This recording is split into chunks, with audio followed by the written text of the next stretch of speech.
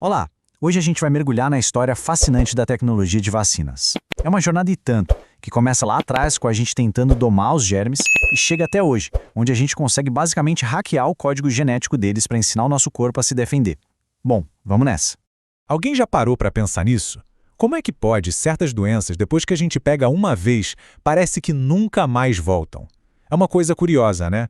A resposta para isso está na capacidade incrível que o nosso corpo tem de aprender e de se lembrar. E é exatamente esse o princípio por trás de toda a vacinação. Certo, para a gente entender como as vacinas funcionam, primeiro a gente precisa falar da base de tudo, a memória do nosso sistema imunológico. Esse nosso superpoder tem um nome oficial: imunidade ativa. Pensa na imunidade ativa como uma fábrica de defesa totalmente personalizada. Quando um invasor entra no corpo, o sistema não só luta contra ele, mas ele também cria o que a gente chama de células de memória. Essas células são tipo uns soldados veteranos, sabe? Eles guardam o plano de batalha por anos e ficam ali de prontidão, prontos para agir na hora se o mesmo inimigo aparecer de novo. É por isso que a proteção dura tanto tempo. E olha só, existem duas maneiras de ligar essa nossa fábrica. A forma natural, que é quando a gente fica doente de verdade e o corpo aprende na marra a se defender, ou a forma artificial, que é o caminho mais esperto: usar uma vacina para ensinar o corpo a lutar sem precisar encarar a doença. No final das contas, o objetivo é o mesmo: criar essa memória. Então, se a gente pensar que a vacinação é como se fosse uma aula para o nosso sistema imune, o que será que faz essa aula ser perfeita?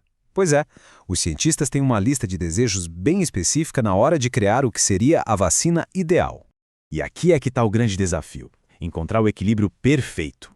A vacina tem que ser forte o suficiente para treinar o corpo, mas ao mesmo tempo super delicada para não causar a doença. Ela precisa durar, ser segura, barata e estável. Chegar em todos esses pontos ao mesmo tempo é a verdadeira arte da ciência por trás das vacinas. Para tentar alcançar esse equilíbrio, as primeiras estratégias da ciência eram, digamos assim, um pouco mais diretas. Elas usavam o próprio invasor como ponto de partida. Vamos dar uma olhada em como essas vacinas mais clássicas funcionavam.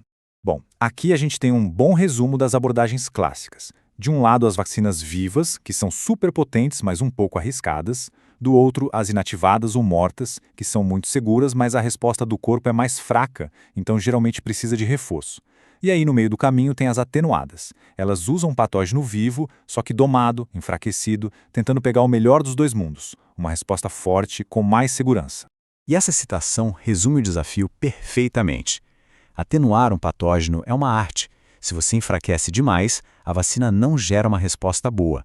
Se enfraquece de menos, ela pode acabar causando a doença. É um ajuste super fino, que levou, por exemplo, 13 anos para desenvolver a vacina BCG. Agora, vamos dar um salto no tempo. Porque com a chegada da biologia molecular, as regras do jogo mudaram completamente. A gente saiu da era de lutar com germe em touro e entrou na era da engenharia genética, da precisão. Foi uma revolução que permitiu criar vacinas com uma velocidade e uma capacidade de adaptação que a gente nunca tinha visto antes. A ideia aqui é simplesmente brilhante. Em vez de apresentar o inimigo inteiro para o corpo, seja ele vivo ou morto, por que não apresentar só um pedacinho dele? Ou melhor ainda, por que não dar para o nosso próprio corpo a receita para ele mesmo produzir só esse pedacinho inofensivo, só o suficiente para treinar o sistema imune? Isso leva a gente para diferentes caminhos. A gente pode produzir uma proteína específica em laboratório e injetar ela. Ou a gente pode pegar o patógeno e deletar os genes do mal dele. Outra forma é usar um vírus caroneiro inofensivo para entregar o gene que interessa. E por fim, a abordagem mais direta de todas, injetar o próprio manual de instruções, o DNA. Vamos olhar de perto essa categoria 4.